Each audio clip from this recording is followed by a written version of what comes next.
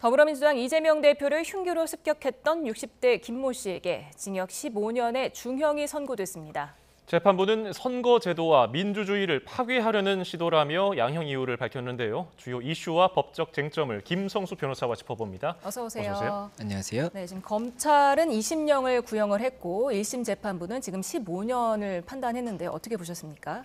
예, 일단 이 사건에 대한 사실관계를 조금 설명을 드리고 말씀을 드리겠습니다. 이 사실관계가 2024년 1월 2일, 이게 이제 22대 국회의원 선거가 3개월여 앞두어 있던 이제 상황이었습니다. 이날 오전 10시 26분경에 부산 강서구 가덕도 신공항 부지를 사찰하고 이동 중이던 이재명 더불어민주당 대표가 흉기 피습을 당합니다. 그 흉기 피습을 당했고 이에 대해서 이 습격범이 현장에서 체포가 됐거든요. 그리고 체포 이후에 이 수사를 통해서 살인 미수 혐의 그리고 공직선거법 위반 혐의 이 두 가지 혐의가 있다라고 판단이 돼서 재판이 진행됐고 이 재판이 2024년 4월 9일에 첫 공판 기일이 열렸고 2024년 5월 21일에 이 검찰에서 이 최후의 이제 이 공판 기일이 열리고 검찰에서는 김 씨에 대해서 이 지금 습격범에 대해서는 징역 20년 그리고 위치 추적 전자장치를 10년 부착을 해달라 이렇게 지금 청구를 했었고 그리고 이 지인으로 알려져 있는 이 남성이 한 명 더 있습니다. 이 지인 같은 경우에는 이 김 씨가 이 범행 후에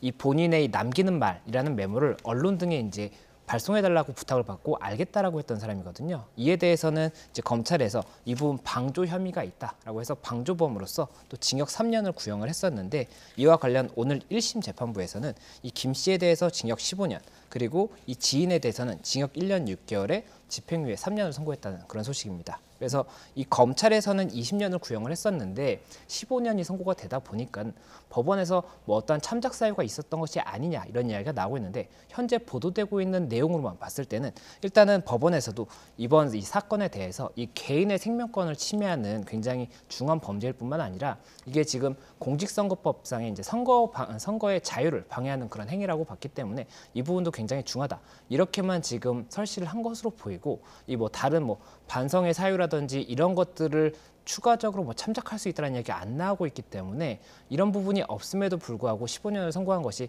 아무래도 법원에서 봤을 때는 검찰의 구형보다는 15년 정도가 이게 중하다고 하더라도 적정하다 이렇게 판단한 것이 아닌가 이런 추측이 나오고 있습니다. 예.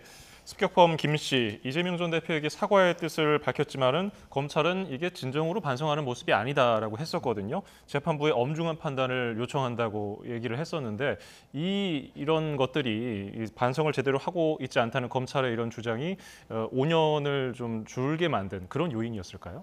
예, 일단은 지금 진지한 반성과 관련해서도 법원에서도 이 마지막 최후 변론 당시에 이 김 씨가 이 자연인 이재명에 대해서는 미안한 마음이다 이렇게 이야기를 했고 이런 뭐 내가 이런 정치적인 부분에 대해서 어떤 의견이 있다고 하더라도 다른 방법으로 이런 것을 표출을 했어야 하는데 지금 이 방법은 조금 후회스럽다 이런 취지의 이야기를 한 것으로 알려져 있습니다. 그렇지만 법원에서는 이 부분 관련해서 뒤늦게 사과의 이야기를 했지만 이것이 진심으로 이 진지한 반성으로 볼 수 있는지는 의문이 있다라는 취지로 설시를 했기 때문에 이 진지한 반성이나 이런 참작 사유가 있기 때문에 5년이 감형됐다 이렇게 선고가 있어서 5년이 줄어들었다 이렇게 볼 수가 있는 것은 아닌 것으로 보이고 지금 판결문이 일단 나와봐야 할 것으로 보이는데 다른 참작 사유가 있기 때문에 조금은 그 형이 줄어든 것인지 아니면은 이 부분 관련해서는 이러한 엄벌이 촉구되는 상황이라고 하더라도 이 죄명 자체가 살인미수와 그리고 공직선거법 위반이기 때문에 이 부분 죄명에 의해서 엄히 처벌되는 정도가 15년 정도로 본 것인지는 조금 구분해서 봐야 될 것 같습니다. 네, 물론 뭐 검찰 구형보다는 5년 적게 나오긴 했습니다만 과거 정치인 피습 사례를 비교했을 때는 그렇게 적게 나온 건 또 아니더라고요.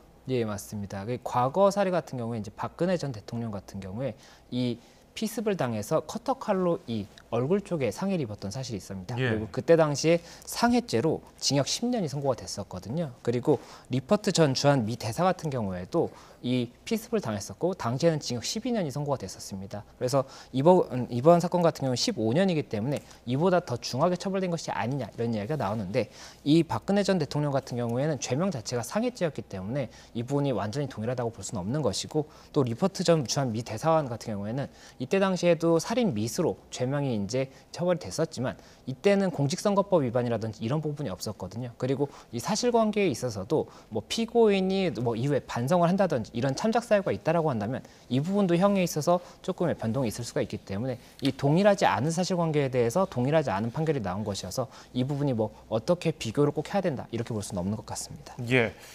이 재판부는 선고를 하면서 뭐 생명을 박탈하려는데 그치는 게 아니라 민주주의를 파괴하려는 시도고 또 선거제도도 파괴하려는 시도다. 이런 선거제도와 대의민주주의를 강조했거든요. 이 점은 어떻게 보셨습니까? 예, 우선은 이게 지금 공직선거법 위반 혐의가 들어가 있는데 237조의 선거의 자유 방해죄 이 부분이 아마 죄명이 아닌가 생각이 됩니다. 그렇기 예. 때문에 선거의 자유를 방해했다라는 취지와 관련해서 이렇게 이 후보로 나오려고 하는 자에 대해서 공격을 하는 것이 이 사회적인 합의가 된 선거제도 그리고 자유민주주의 이 제도 자체를 부정하는 굉장히 큰 죄가 될 수 있다는 것을 설치한 것으로 보여요. 그렇기 때문에 이 부분 일단 설치가 된 것으로 보이고 또 살인 미수만이 있는 것이 아니지 않습니까? 예. 살인 미수만이 있는 것이 아니라 이러한 행위 자체가 이 생명권의 침해라는 중대한 행위이기도 하지만 이분 자유민주주의라든지 이런 사회적 합의에 대한 침해이기도 하기 때문에 더욱 엄히 처벌해야 된다. 이런 취지로 설치한 것이 아닌가 생각이 듭니다. 네, 또 재판부가 또 언급한 것 중에 9개월간 굉장히 집요하게 철저하게 준비를 했다. 이 계획 범죄다. 이런 점도 강조를 했거든요. 이것도 영향을 미쳤겠죠? 예, 맞습니다. 이 살인 범죄라든지 어떠한 형사적인 처벌에 있어서는 우발적 범행이냐 계획적 범행이냐 이 부분이 굉장히 중요할 수가 있습니다. 계획적 범행이라고 한다면 당연히 그 죄질이 더 나쁘다고 볼 수가 있거든요. 그리고 말씀하셨던 것처럼 이 남성의 경우에는 뭐 이 이재명 대표의 이런 동선을 계속해서 조금 추적을 하고 다녔다든지 이런 부분들이 추가적으로 확인이 됐었기 때문에 이러한 계획성에 있어서도 아무래도 조금 더 엄히 처벌될 수 있는 요인이 되지 않았을까 생각이 됩니다. 예. 또 선거를 앞둔 상황이었기 때문에 관심을 끈 것이 이 김 씨의 당적 아니었습니까? 그런데 지금까지 공개되지 않았고 이 재판에서도 그 부분이 나올까 싶었는데 안 나왔더라고요. 그 이유는 어떻게 보십니까? 예, 아마 이 재판에서도 이 부분이 명확하게 나타나지 않은 이유가 이 살인 미수라는 죄라든지 이 공직선거법상의 선거의 자유 방해죄 관련해서 이 당적이 무엇이냐가 이 처벌에 있어서 가중이 된다거나 감경이 되는 그런 사유가 된다고 볼 수가 없고 예. 또 이 혐의를 인정하는 데 있어서 중요한 사실관계라고 볼 수가 없었던 것 같습니다. 그렇다 보니까는 이 부분을 재판부에서 명시적으로 설치하지는 않은 것으로 보이고 그리고 이 수사 당시에도 이 당적에 대해서 밝혀달라 이런 이야기가 있었는데 이 정당법 24조 사망을 보면 이 당원 명부 같은 경우에는 법원의 재판상 요구가 있거나 아니면 선거관리위원회 확인 요청이 있는 것이 아니면은 이 당원 명부를 열람하는 것을 강요받지 않는다라는 게 이제 규정이 있고 예. 그리고 사항에서는 범죄 수사를 위해서 당원 명부를 받고자 할 때는 법관의 발부 영장이 있어야 되고 그리고 이 조사에 관여했던 공무원은 이런 명부 관련 지득한 사실을 누설하면 안 된다고 명시가 되어 있습니다. 예. 그리고 누설을 하는 경우에는 3년 이하 징역이나 금고형 이제 선고를 할 수가 있거든요. 그렇다 보니까는 이런 정당법상의 근거에 의해서라도 이 당적이 공개가 되지 않은 것으로 보이고 말씀드렸던 것처럼 재판부에서는 이 부분이 이 죄의 성립이라든지 이 처벌의 뭐 경중을 따지는 데 있어서 명확하게 중요한 부분이 아니라고 봤기 때문에 별도로 설치하지는 않은 것으로 보입니다. 네, 재판부가 김 씨에게 5년간 보호 관찰을 명령을 했는데요. 검찰이 청구한 위치 추적 전자장치 부착 부분은 기각을 했습니다. 이건 어떻게 해석해야 할까요? 예, 지금 징역 15년을 선고하고 보호 관찰 5년을 이제 선고를 했습니다. 이 보호 관찰이라는 것이 징역형이 이제 종료가 된 경우에도 추가적으로 뭐 범행을 할 수 있는 이런 우려가 있는 사람에 대해서 보호 관찰을 통해서 이러한 좀 예방을 하는 그런 차원의 이제 제도라고 볼 수가 있는 것이고 그리고 위치 추적 전자장치 같은 경우에도 이 위치 추적을 함으로써 재범의 예방을 할 수 있는 그런 효과가 있는 것인데 검찰에서는 위치 추적 전자장치 10년을 일단은 구형을 했었는데 이와 관련해서 법원에서는 이 부분 위치 추적에 대해서는 기각을 하다 보니까는 법원에서 봤을 때는 보호 관찰 5년 정도로 일단은 충분하다 이렇게 본 것이 아닌가 생각이 됩니다. 예. 이 습격범 김 씨가 항소할 가능성은 어떻게 보십니까?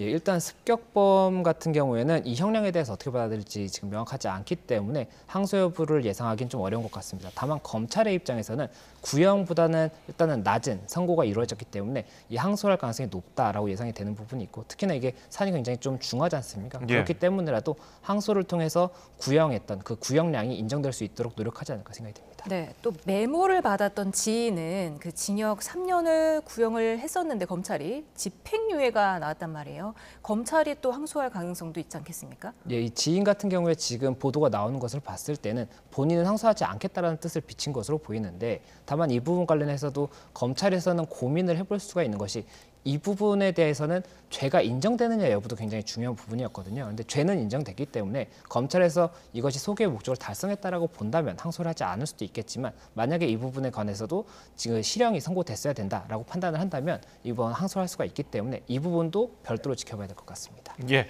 다음 주제로 넘어가 보겠습니다. 전 여자친구를 공갈 협박한 혐의로 고소한 농구 선수 허웅 씨가 사생활 논란에 대해서 직접 입을 열었는데요. 주요 내용을 먼저 들어보고 이야기 나눠보겠습니다. 두 번째 임신에 관해서는 사실 그때 좀 의심스러운 상황이 있었는데 죄라고 생각하고 최선을 다하고 노력했습니다. 그때 그 당시 때 다른 남자가 생겼어요. 사실 서로 집에 비밀번호를 다 알고 있는 상황이었고 너무 보고 싶은 마음에 그렇게 편지를 썼던 것 같습니다. 네, 허웅 선수가 지금 전 여자친구 측과 진실 공방을 벌이고 있는데 좀 눈물을 좀 보이더라고요. 저 유튜브에서. 그러면서 해명이 나섰습니다. 임신 중절을 강요한 적이 없다. 그리고 자신의 아이가 맞는지 의심이 됐었다라고 말을 했는데 그래서 뭐 골프하잖아, 나 골프하잖아 하면서 좀 귀찮은 듯이 답변을 했다는 건가요? 어떻게 들으셨습니까? 예, 일단은 지금 이게 쟁점이 되는 부분이 이 허웅 선수가 이 전 여자친구를 고소를 했지 않습니까? 예. 그리고 관련 사실관계가 이 두 사람이 2018년 말부터 2021년 4월까지 3년 정도를 만났었고 그 중간에 많은 만남과 헤어짐을 이제 겪었다라고 이야기를 했었고 두 번의 임신 중절이 있었다라는 이야기가 있습니다. 그래서 이 부분 관련해서 허웅 선수가 주장을 했던 부분은 이 임신 중절과 관련해서 본인은 낳아서 키우자는 이런 적극적인 입장이었는데 이 첫 번째 중절 당시에는 이 전 여자친구가 이 결혼을 한 다음에 낳고 싶다라고 해서 중절을 했었고 또 두 번째의 경우에도 본인은 낳아서 키우자는 입장이었는데 이때 당시에도 전 여자친구가 이 결혼을 한 다음에 낳고 싶다라고 이야기를 해서 결혼에 대해서는 조금 고민을 해봐야 된다라고 했더니 중절을 했다는 취지였거든요. 예. 그런데 이에 대해서 지금 그 반박하는 말씀하셨던 뭐 이런 골프 해야 되잖아 이런 좀 적극적이지 않은 것 같은 모습이 공개가 되다 보니까는 이에 대해서 또 다시 이제 여론이 바뀌게 됩니다. 이게 적극적이라고 했었는데 적극적이 아닌 것이 아니냐 이런 의견이 나오기 시작하거든요. 그리고 이에 대해서 지금 이제 오늘 이제 8시간 전 정도에 이 부분 이제 인터뷰가 공개가 됐는데 그 취지가 이 두 번째 임신 당시에는 이 부분 이제 자신의 자녀인지가 조금 의심스러운 상황이었다. 이게 만남과 헤어짐을 반복했었고 그 사이에 다른 사람을 만났던 것으로 본인이 이제 좀 의심하는 부분이 있었기 때문에 그런 부분 때문에 본인이 좀 적극적이지 않았던 부분이 있었다. 이렇게 이야기를 하다 보니까는 어느 쪽이 진실인지에 대해서도 조금 관심을 받고 있고 또 당초에는 이제 두 번째 중절 당시에도 본인은 아이를 낳자는 적극적인 입장이었다. 이 부분과 조금은 배치되는 사실관계로 보일 수 있는 부분이 있거든요. 그렇다 보니까는 이에 대해서도 여론이 어떻게 받아들일지 이 부분이 쟁점의 하나가 되는 것이고 또 법적으로는 이 공갈이라든지 협박 이 부분과 직접적으로 관계가 될 수 있는 사실관계인가에 대해서도 검토가 필요한 것이 아닌가 생각이 듭니다. 예, 지금 진실 공방되는 여러 가지 사안 중에서 또 그러니까 A 씨 자택에 무단으로, 그러니까 여자친구 집에 무단으로 들어가서 메시지를 남긴 것, 그것이 이제 무단 침입이냐 아니냐 이거에 대해서 오늘 해명을 했는데 어떻게 보셨습니까? 예, 그 부분 관련해서도 뭐 본인이 비밀번호를 알고 있었고 너무 보고 싶은 마음에 뭐 들어갔었다라고 한다는데 이게 만약에라도 이 주거하는 사람이 원하지 않는 그 침입이었다고 한다면 주거 침입이 성립될 가능성이 높습니다. 그렇기 때문에 이에 대해서 뭐 이런 사정이 있었어요라고 한다면 죄가 성립된다고 하더라도 참작할 수 있는 부분이라고 하면 처벌에 경해질 수가 있는 것이지 유죄 여부에 대해서는 달리 볼 수가 있는 것이어서 일단은 법리적으로 이 부분이 이 주거하는 사람의 의사에 반했는지가 조금 따져봐야 될 부분인 것 같고 만약에 주거 침입이 성립된다고 한다면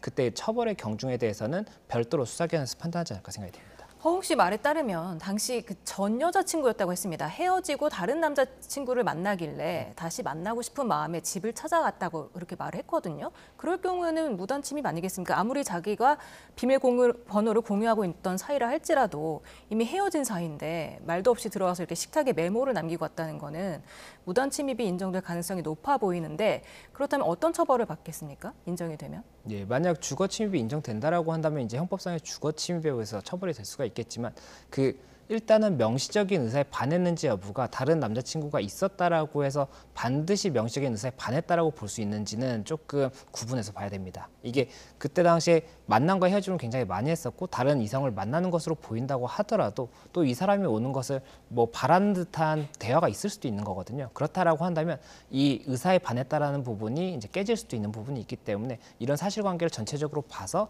주거 침입에 해당하는지를 볼 것으로 보이고 다만 이게 주거 침입 외에도 스토킹 처벌 형사처벌법 위반도 이제 그 이후에 시행이 된 이후에는 성립이 될 수가 있기 때문에 이 부분도 또 만약에 스토킹에 해당하느냐는 별도로 볼 수가 있습니다. 그래서 이 부분 일단은 만약 고소가 이루어진다고 한다면 이 부분에 대해서도 수사기관에서 판단을 하고 재판을 통해서 이 유무죄가 판단되지 않을까 생각이 됩니다. 예. 자, 그리고 허웅 씨 측에서는 전 여자친구 측이 폭행이 있었고 치아 부분이 손상됐다고 밝힌 부분에 대해서도 억울하다고 말을 했는데요. 듣고 오겠습니다.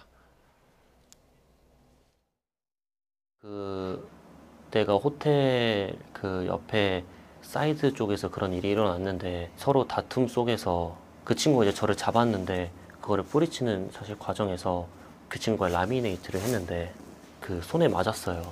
그 과정 속에서 하나가 툭 떨어졌는데 그거 가지고 중절 수술을 했으니 거기에 대한 합의금을 달라 이거였는데 돈을 계속 요구했습니다. 사생활이 이렇게 국민들에게 노출돼서 정말 죄송한 마음뿐이고 조금만 이따 다시.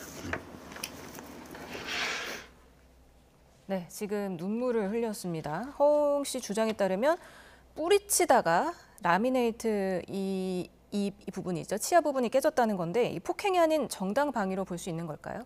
예, 정당방위로 보기에는 우리나라의 정당방위 인정 범위가 굉장히 좁습니다. 그렇기 때문에 보통 이런 경우에는 만약 멱살을 잡았다고 한다면 이 부분도 이 유형력의 행사라고 봐서 폭행이 성립될 수가 있습니다. 그렇기 때문에 여자친구가 멱살을 잡은 것이 사실이면 여자친구가 일단 허웅 선수에 대해서 폭행 행위를 한 것이고 이를 뿌리치는 과정이 있었다라고 한다면 이 부분도 폭행이 별도로 성립할 수가 있기 때문에 양측 모두가 각각의 폭행으로 처벌될 수 있는 그런 사안이 아닌가 생각이 듭니다. 예. 그리고 또 의외였던 것이 전 여자친구는 변호사를 통해서 이게 좀 정제된 대응을 하고 있거든요. 근데 허웅 씨 측에서는 좀 여러 가지 이슈를 다루는 유튜브에 출연했단 말이죠. 이 점은 어떤 이유 때문에 그랬을까요? 예, 이 부분에 관해서는 저도 어떠한 의도인지 조금 의문이 있습니다. 보통은 이 변호인이 있다라고 한다면 변호인이 이 당사자의 의견을 어느 정도 정제를 해서 이 받아들이는 분들이 더 쉽게 이해할 수 있도록 정제를 당연히 하고 이 부분을 이제 뭐 보도자료라든지 입장문을 통해서 공개를 하게 되는데 예. 지금 같은 경우에는 이 유튜브의 한 채널에 이제 출연을 해서 이런 입장을 밝혔지 않습니까? 그래서 이것이 어떠한 전략적인 이게 본인이 생각했을 때는 이게 내 입장을 밝히는데 더 전략적으로 옳다라고 해서 이제 판단을 한 것인지 아니면은 뭐 어떠한 의도 때문인 것인지는 조금 봐야 될 것 같습니다. 그리고 2차 지금 공개도 있다라고 하기 때문에 2차 공개를 통해서도 또 어떤 입장이 나온지에 따라서 그 의도가 조금 더 명확해지지 않을까 생각이 됩니다. 네, 다음 주제로 넘어가 보겠습니다. 시청역 역주행 사고를 수사하는 경찰이 어제 피의자가 입원해 있는 병원을 가서 조사를 했습니다. 운전자는 역시 급발진을 주장을 했습니다. 어떻게 보셨습니까? 예, 지금 어제 병원에 지금 현재 이 운전자가 병원에 입원해 있지 않습니까? 그렇기 때문에 경찰에서 이 병원에 가서 2시간가량 조사를 했고 이 과정에서 운전자가 사고 당시에 브레이크가 딱딱해서 밟히지 않았다 이렇게 지금 이야기를 했다라고 한답니다. 그렇기 때문에 그렇다면은 이 주장은 결국에는 급발진 취지의 주장이라고 볼 수가 있거든요. 그래서 이와 관련 앞으로 그러면 수사기관에서 급발진인지 여부를 어떻게 확인할 것인지에 대해서 여러 가지 이제 방향을 검토해야 되지 않나 생각이 되고 지금 이거 2시간가량 조사를 했지 않습니까? 이 조사가 2시간이라는 것은 굉장히 짧은 시간입니다. 보통 가면 뭐 한나절 반나절 이렇게 걸리거든요. 그렇다 보니까 아무래도 지금 현재 이 건강 상태를 감안을 해서 조금 이 간단한 특히나 중요한 부분에 대해서만 간단하게 조사를 한 것이 아닌가 이렇게 지금 추측되고 있습니다. 예. 경찰이 지금 이 운전자에 대해서 체포영장을 신청했는데 기각됐거든요. 이건 왜 그랬습니까? 이 체포영장이라는 것은 형사소송법 200조에 의해서 이제 신청을 할 수가 있는 것인데 이 범죄 혐의에 상당한 이유가 이제 있고 그리고 이 정당한 이유 없이 출석을 하지 않을 우려가 있을 때 이제 체포영장을 할 수가 있는 것입니다. 예. 출석을 할 수 있도록 데리고 오는 거거든요. 그런데 지금 법원에서 봤을 때는 이 부분 관련해서 지금 현재 이 운전자가 병원에 있고 경찰이 지근거리에서 이제 보호를 하고 있는 상황이거든요. 그렇다 보니까는 출석에 불응할 우려가 있다라고 보기 조금 어렵다라고 봤던 것 같습니다. 그래서 기각이 됐던 부분이고 이 체포영장과 별도로 어제 조사가 이루어졌기 때문에 이 조사에 있어서 체포영장이 발부되지 않았다고 해서 난항이 있다 이렇게 보기엔 조금 어려운 것 같습니다. 경찰은 구속영장 신청도 검토를 하겠다고 했는데 지금 체포영장도 기각이 됐는데 구속영장 신청 이게 청구가 될까요? 예, 이 체포영장과 구속영장은 요건 자체가 다르기 때문에 그 부분은 이제 좀 달리 봐야 될 것 같습니다. 그리고 구속영장은 이제 형사소송법 70조에 의해서 청구를 하게 되는 것인데 이 도주의 우려가 있거나 증거인멸의 우려 이 두 가지가 있을 때 발부된다고 보시면 됩니다. 그래서 만약 경찰에서 구속영장을 이제 언급을 했다면 그 취지는 만약에 조사하는 과정에서 이 운전자가 어떠한 증거를 숨기고 있는 그런 부분이 있다라고 보인다거나 아니면은 이 병원에서 태어난 이후에는 뭐 도주할 우려가 있다 이런 부분이 있다라고 한다면 영장 발부를 검토해 볼 수 있다라는 것이지 당장에 지금 어떠한 뭐 증거를 인멸한 우려가 있다거나 아니면 어떤 사실관계가 발견됐기 때문에 영장을 신청한다 이런 취지는 아닌 것으로 보입니다. 예. 지금 저희가 앞서도 전해드린 뉴스인데 이 차량이 이제 아내 명의로 되어 있는데 그 보험개발원 사이트에서 차량을 조회했더니 사고가 6번이 있더라고요. 이 점은 어떻게 좀 작용할 것으로 예측이 됩니까? 예, 이 부분 기사도 제가 봤는데 2018년에 이제 이 차가 출고가 됐고 지금 6건의 사고 이력이 확인된다라고 합니다. 그런데 이게 차에 대한 사고 이력이기 때문에 이 당시에 운전자가 지금 현재 이 운전자인지는 명확하지가 않습니다. 그렇기 예. 때문에 지금 원래는 운전자가 무사고에 굉장히 오래된 운전 베테랑이다라고 이야기가 나왔었는데 만약에라도 이에 반대되게 실제로 이 차를 사고가 날 당시에 이 운전자가 운전을 한 사람이었다라고 한다면 그 부분에 대해서는 그러면 사고가 어떻게 발생할 수 있는 그런 운전 습관을 갖고 있었던 것은 아닌지 이런 부분을 봐야 되는 것이고 지금 이 운전자의 운전 습관이 어땠느냐가 중요할 수가 있거든요. 예. 만약에 평소에도 가속을 하는 운전 습관이었다라고 한다면 이 부분이 급발진이 아니라 가속으로 의심할 수 있는 상황도 될 수가 있기 때문에 아무래도 이 블랙박스의 뭐 전후 이 사고 전에 뭐 전날이든 그 전전날이든 이때 당시에도 운전한 영상이 찍혀 있을 것이기 때문에 이런 부분들까지도 종합적으로 검토하지 않을까 생각이 듭니다.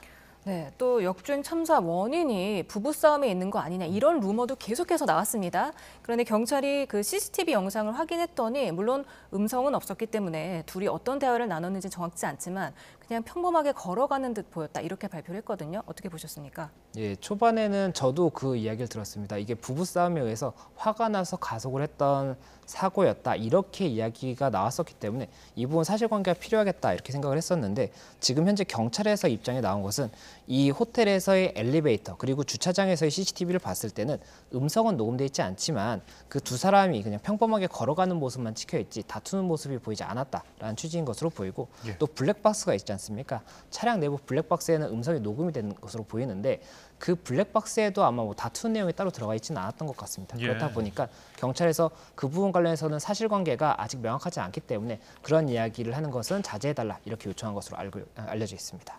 알겠습니다. 주요 사회 이슈와 법적 쟁점 김성수 변호사였습니다. 고맙습니다. 감사합니다. 고맙습니다.